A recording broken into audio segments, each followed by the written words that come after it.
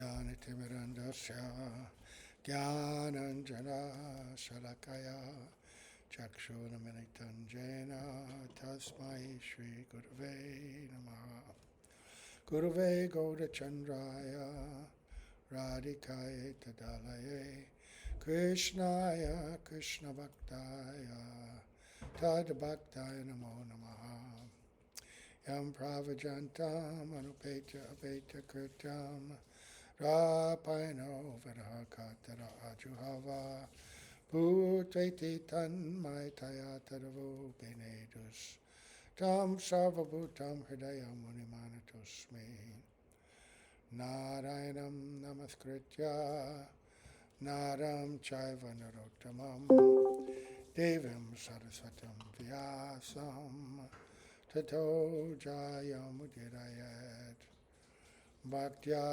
Vihina Paradalakshay Kiptashtakamari Tarangamadye Kripa Maitvam Sharanam Prabhanda Prende Namaste Charanarvindam Tave Vasmi Najivami Tvaya Vina Iti Vigyaya Radhe Tvam Nayanam Charanandike Vancha Kalpatarubhascha Kripa Sindhubhya Evacha Patitanam Pavanebhyo Vaishnavibhyo Namo Namaha. So, we're going to continue hearing the Sri Bhajan Rahasya, and we always begin by offering our most humble obeisance unto the lotus feet of our beloved Gurus, unto Sri Guru Pada Padma Nitya Leela Pravishta Om Vishnupadasta Tarsat Sri Srimad Abhaya Charanaravinda Bhaktivedanta Swami Maharaj Srila Prabhupada and Sri Guru Pada Padma Nitya Leela Pravishta Om Vishnupadasta Tarsat Sri Srimad Bhaktivedanta Narayan Goswami Maharaj, and to our exalted Rupanuga Guru Varga, and to all the assembled Vaishnavas and Vaishnavis. So now, chapter 2, getting very near the end, we're on verse 38. We'll be doing a number of verses today. They're one after the other in sequence, and not so much commentary. But this verse 38, Srila Bhaktivinoda Thakur is citing a verse from the Sri Bhakti Rasamrita Sindhu, very well-known verse about bhakti. He says, one should chant the holy name while maintaining one's life by yukta vairagya, the mood of appropriate renunciation. So, Srila Prabhupada, Srila Gurudev, all of the Vaishnavas, please help us in our attempt to hear and understand and absorb these beautiful teachings. So, maybe you've heard this verse. Anasaktasya vishayan yatarham upayunjataha nirbandha Krishna sambandhe yuktam vairagyam uchyate. Appropriate renunciation is to accept objects favorable to one's service while being detached from that which is unrelated to Krishna and attached to that which is related to Krishna. That's interesting. I was just watching this little interview of Srila Prabhupada in Australia back sometime in the 70s. And there were a number of reporters, and they were all poking about, oh, you have such a nice temple house. They're driving you in a Rolls Royce. Is this appropriate for a man of God? And aren't you supposed to be completely withdrawn and renounced from everything? And Srila Prabhupada was not really in that much of a mood to deal with them because their questions were not submissive inquiry. Their questions were trying to find fault. So he more or less just excited them more by being a little dismissive. And he said, no, we don't renounce. Our business is to use everything for Krishna, whatever it is. which is what this verse is, to understand that everything belongs to the Lord, right? And thus everything is meant to be used in his service. And that, in fact, is the meaning of renunciation. To withdraw oneself artificially from everything in this world and just to sit still and not do anything, how is that renunciation? Renunciation means anukulyasya sankalpa pratikulyasya varjanam, to accept everything favorable in the service of Krishna and to reject everything unfavorable. And this verse of Rupa Goswami condenses that, puts that very nicely. Anasaktasya vishayan yatarham upayunjitaha nirbandha Krishna sambandhe yuktam vairagam uchate. Appropriate renunciation is to accept objects favorable to one's service while being detached from that which is unrelated to Krishna and attached to that which is related to Krishna. And in our own life, we should make everything related to Krishna, nothing separate. So text 39, then, we move on to that. In the 7th canto, 11th chapter, Srimad Bhagavatam further states, this is verse 32 of that chapter, Vritya svabhava kritaya vartamana swakarma krit hitva svabhava jam karma shanayar nirgunatam iyat. The translation for that, one who maintains his occupational duty, swadharma, by taking shelter of his innate propensity, will gradually become detached from these activities and become situated beyond the material modes. Well, this is an interesting choice of verses and direction, because this is the chapter on anartha vritti, right? Cleansing the impurities in the heart. And here, Bhaktivinoda Thakur, after giving so many profound verses, is giving one from the 11th chapter of 7th canto, which is very practical. How do you progress on that platform? You're not fully renounced, you have anarthas in the heart. And so this verse, one who maintains his occupational duties for dharma by taking shelter of his innate propensity, will gradually become detached from these activities and become situated beyond the material modes. So, swadharma in this instance means one's duty within varnashram. Swa means own, dharma means occupation, duty, etc., right? So he's saying as long as you're not, on a higher stage, transcendentally situated, you have a conditioned nature. In Varnashram culture, that conditioned nature was reflected in 4 different spheres of occupational duty, like an employee or a laborer, like a Shudra, right? Which includes anyone who's engaged in service to another. Prominent, of course, are people like actors and entertainers, but also field workers, factory workers, IT workers, working in a beehive at a cubicle, doing computer work. You may have to be very intelligent to be an IT worker, but you're a Shudra nonetheless, because that's, you don't have the nature to create and employ and engage others. You're simply taking service, right? So that's Shudra, anyone who's engaged in the service of another. That doesn't disqualify them from higher development in bhakti, because anybody, right? Striyo Vaishyas Tata Shudra. Krishna says in Bhagavad Gita, anybody can take to bhakti, right? Normally, why does he give that verse? Sometimes people say he's degrading these other, because it says people of lower class. That's within Varnashram. Striyo, women, Vaishya, Striyo, Vaishya, Tata, Shudras, right? Vaishyas, Shudras. But that just means within the context of the Orthodox society, those persons were not considered eligible for reading the Vedas, studying the Vedas, being gurus for the activities that were connected with, spiritual instruction, teaching, and all like that. Only brahmanas and kshatriyas. But Krishna is showing that bhakti is completely transcendental. We don't consider any of that, right? So, ladies, shudras, vaishyas, doesn't matter. Even someone outside the varnashram system is eligible if they take shelter of me, he says, right?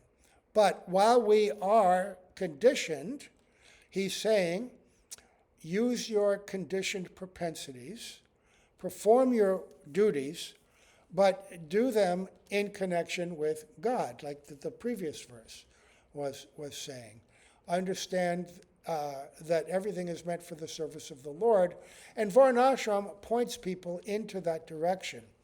And when one takes up bhakti, one may also be still engaged by the spiritual master according to one's conditioned nature and innate propensities. Srila Prabhupada stressed that, especially in the early days, and he wrote letters to his different GBC. There's a famous letter to Kurandar from 1972.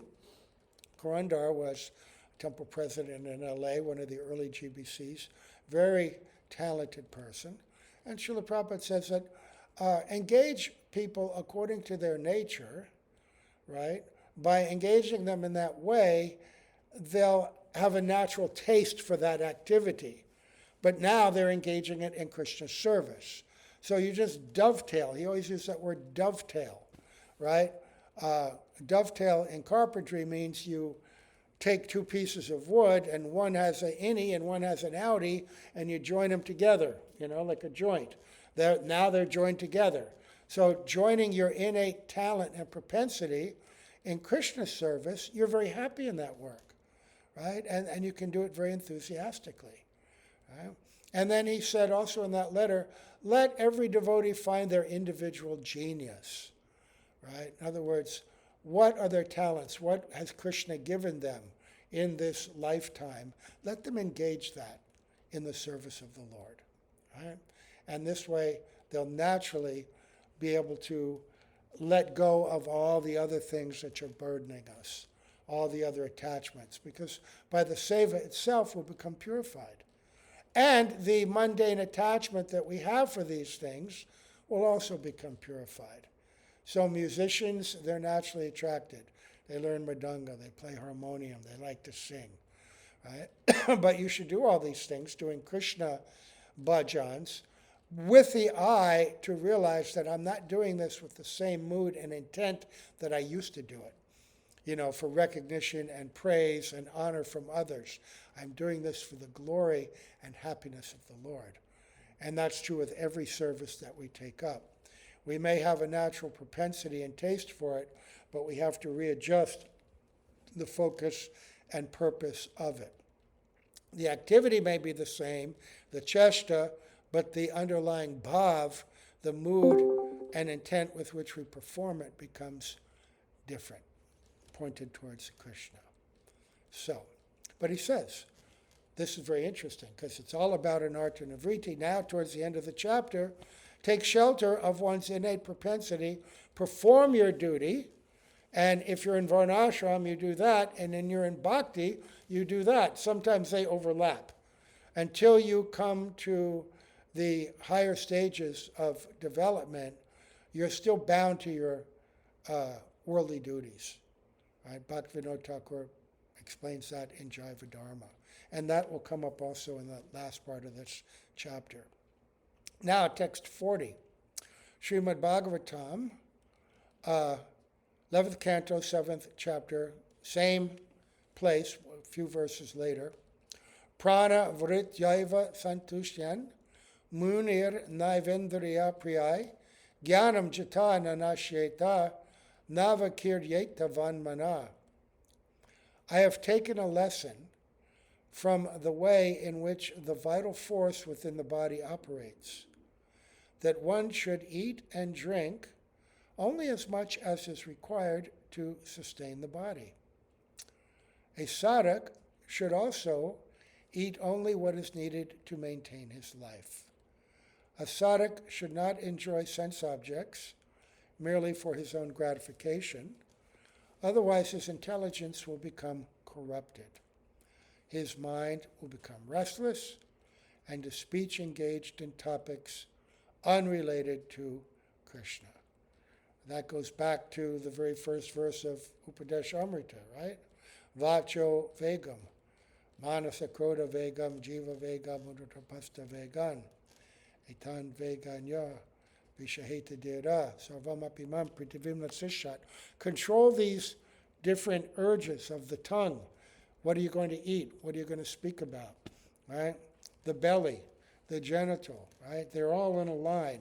If you don't try to regulate your eating, right, then the belly will become overly filled. It will push, the life airs will push down into the genital. All of the propensities for material sense enjoyment will continue and even become inflamed, right? But in bhakti, how do you control the tongue, right? Oh, Chadida Vijajal, Jadendriya Tahekal, right? Our prayer. Oh my Lord, all the senses are very difficult to control. And of all the senses, tongue is most difficult. But you've kindly given us this Krishna Prasad. And by taking this, we're purifying the tongue, purifying the body, purifying the senses, right? So, and in the beginning, Srila Prabhupada would tell us to eat up to the neck, eat as much as you can, always realizing that this is Krishna Prasad and it's purifying, and then gradually over time, you'll naturally become a little more regulated, a little more controlled. But until you're completely controlled, until these urges diminish, you can take shelter of prasad, right? Take shelter. But this, this verse from Bhagavatam, and should be respected and meditated on. Eating only what is needed to maintain one's life, not enjoy sense objects merely for one's own gratification, right? Going back again, nirbandha Krishna sambandhe yukta vairagya uchate, engaging it all for Krishna, right? And with that consciousness, then the intelligence won't become corrupted. The mind won't be restless, and speech will not be so inclined to wander over all nonsense topics. So, verse 41, Hari Bhakti Sudadaya explains that one should be careful about whom he associates with. Okay, this is another point. Okay. All these are practical instructions now. Okay, we've heard all of the importance and the process of anartha nivritti. Now, how do we get there? These are all verses which help us to understand in a practical way how to get there, how to live a life conducive to cleansing anarthas. In other words, I'm a servant of Krishna. I want to be a full-time servant of Krishna. I want to be engaging in Krishna service with love and affection. I don't want these attachments and these distractions bothering me. So here's another one. Yasya yat sangita pungso manivatsyat tatad guna svakulardhyai tato diman svagyutan eva samshayat. A person develops the qualities of the company he keeps, just as a crystal reflects the color of those objects which are brought into its proximity. Therefore, by associating with pure devotees, one can himself become pure. It's a very important verse to understand. Srila Bhaktivedanta Narayana Maharaj says, association with devotees, sadhu sangha, is the source of all auspiciousness. Where the scriptures give the instruction to be solitary, ni sangha, it refers to keeping only sadhu sangha, right? Give up worldly association and understand the principle behind it. You will cultivate and develop the qualities of people that you are with. That's just the way it works. And we've mentioned before how Srila Prabhupada, and especially I saw Srila Narayan Maharaj giving pointed and specific instructions to people to avoid, giving them warning that you're in the wrong association, it will degrade your bhakti. And in a couple of cases, they did not take that warning, and they became detached from their bhakti.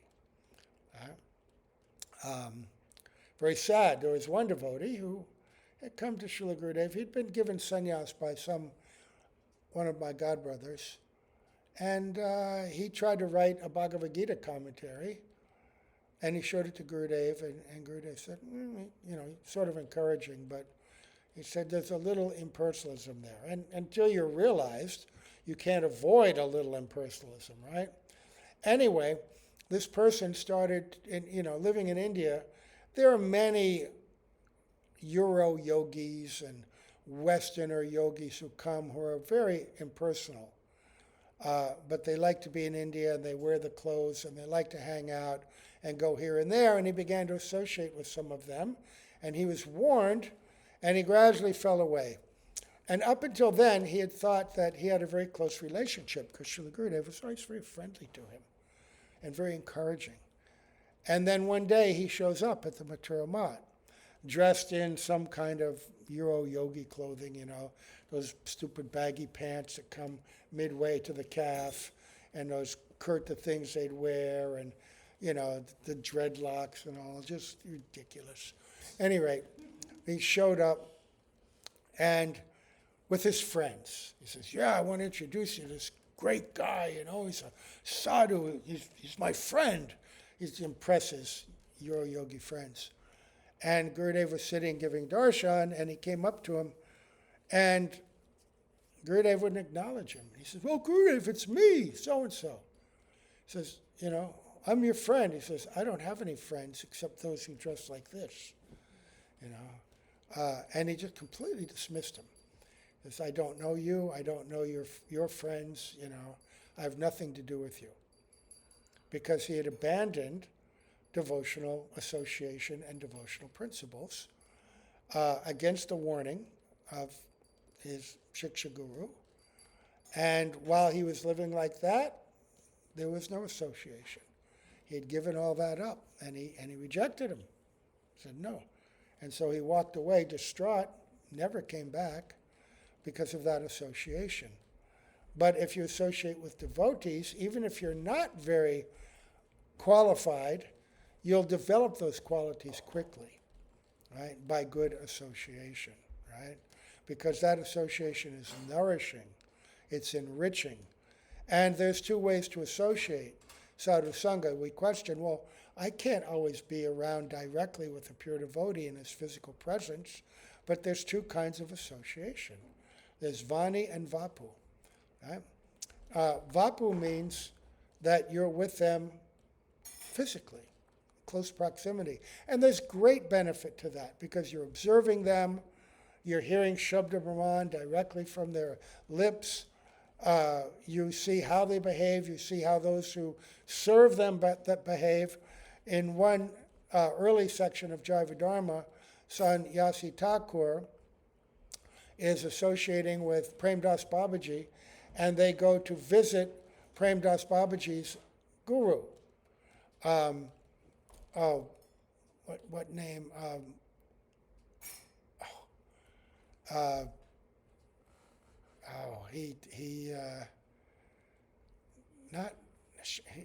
Anyway, he was the direct associate of Mahaprabhu, was recognized as a great devotee, having Lord Nrsingadev in his heart. Name will come up in a bit. That's how it works. Sorry. Anyway, he observed their mutual dealings with each other and the mood of disciple and guru. And of course, these two are on such a level that their relationship was a very affectionate relationship, like bosom friends, right? When one becomes very tadatmik with one's guru, right? Is engaged in Vishrambena Guru Seva, very high-level service, and connected deeply emotionally, then the relationship changes from one of Aishwarya and awe and reverence to one of intimacy and deep affection, which is what they had, but he observed how they dealt with each other. And then he realized, oh, now I know how to deal with my Guru Maharaj. And so to associate with that way, in that environment, in a modern environment with Sri Guru or any greatly advanced Vaishnava, very, very valuable. Very valuable. But equally valuable, and sometimes more valuable, is to be mature enough to understand the instruction of Sri Guru and to be connected by that. And Srila Prabhupada was a wonderful example of that. He says, in my life, I saw my Guru Maharaj maybe 12 times. He'd met him in 1921, 22, and Saraswati Prabhupada disappeared in 36 or 37, end of 36. So in all that time, right, maybe you've seen him 12 times. And only a few times was it very intimate and for any extended period. But he was always absorbed in the desire and instruction of his Guru Maharaj. And he says, so I was always connected with him. And Srila Narayana Maharaj also has said, I consider connection with Vani more important than by physical proximity. Because Vani means not just kind of, oh, I'm just following the instruction mechanically, but really thoughtfully, with a sense of emotional connection. Oh, this is the desire of my Guru Maharaj. I'm taking that in my heart and I'm doing it. That is real Vani. That's real connection. And that's will purify the heart in a very powerful, powerful way. You'll see the results in every way. In every way that we detect results of our bhakti, you'll see that as you follow instruction. Your chanting becomes more focused. By reading or hearing, realization will come into the heart. Appreciation of devotional association and the limbs of bhakti. And greater understanding of Mahaprabhu, his mission, Nityananda Prabhu, all the elements of bhakti become revealed in the heart by association. Association with devotees is the source of all auspiciousness. Right? That's what he's saying. So when we have the opportunity for direct association physically, we take it, and we hear with cupped ears whatever they're speaking. Even if we can't understand it, we just pray that this Shabda Brahman enter our heart, purify us, give us revelation. And when we're distant, we associate by being very attached to what we heard, what we remember, and what we understand about Guru Vani, right? The instruction of Guru. Now, text 42. With great effort, one should follow the path delineated by the Mahajanas. This is described in the Skanda Purana. Samrigya Shreyasam Hetu, Panta Santapa Varjita, Anavapta Shramam Purve Yena Santa Pratashtire. Only by following the path upon which previous great personalities, the Mahajanas, have easily traversed, can we find ultimate auspiciousness and freedom from all suffering. There is a verse in the Mahabharata which is similar to that, and I can't remember the whole verse, but the key line is Mahajano Yenikata Sapanta. This is from the Bhishma Parva. And it says that the scriptures give so many different kinds of directions, right? So many things are said. So how do you really know what to do and what not to do? It's easy to go this way, that way anyway, right? It says by following the path of the Mahajanas. Follow those, and for that means our Guru Parampara. Those in the line from our current gurus all the way back through Srila Prabhupada, our Srila Gurudev, Srila Bhaktisiddhanta Saraswati Prabhupada, Bhaktivinoda Thakur, Jagannath Das Babaji Maharaj, right? Baladev Vidyabhushan, Vishwanath Chakravarti Thakur, Narottam Srinivas Shamananda. This isn't a line of direct diksha, Not all of these persons were taking diksha from each other in a direct line. This is our shiksha line. Bhagavat Parampara. These are the ones who illuminate and explain our Rupanuga Guru Varga and are the principal personalities or revelators in this line, right? The great acharyas. And by understanding their life and their activities, then we understand bhakti, right? And also, this verse we quoted the other day. Guru Padashraya Diksha Guru Sevan Saddharma Shiksha Priksha Sadhu Maganugaman, right?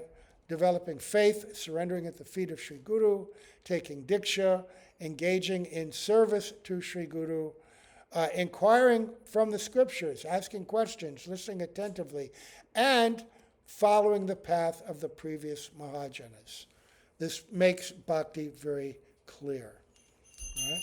Jai Jai Shri Shri Radha Radha Manju Ki Jai Shri Lalita Shri Vishaka Shri Rupa Manjari Shri Rati Manjari Srila Prabhupada Srila Gurudev Ki Jai. Jai.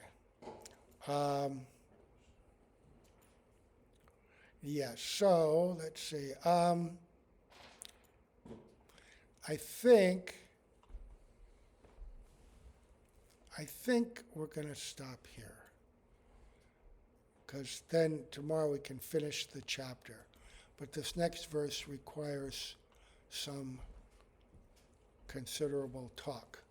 He quotes Shruti Smriti Puranadi Pancharatra Vidim Vina Aikantiki Harer Bhaktir Upataya Iva Kalpate. That means you can't follow the Mahajanas without also following according to the instruction of the scripture. Otherwise it becomes mental speculation and you can easily deviate from the path. So very important. We need to spend a bunch of time on that. So we'll stop here. A little short, but that's okay. Srila Prabhupada spoke like this. Mahajono Yena Kata Sapanta. That's a good thing. All right, so Srila Prabhupada Ki Jai, Srila Gurudev Ki Jai. All glories to the assembled devotees. Gaur Premanande. Hari Hari Bo.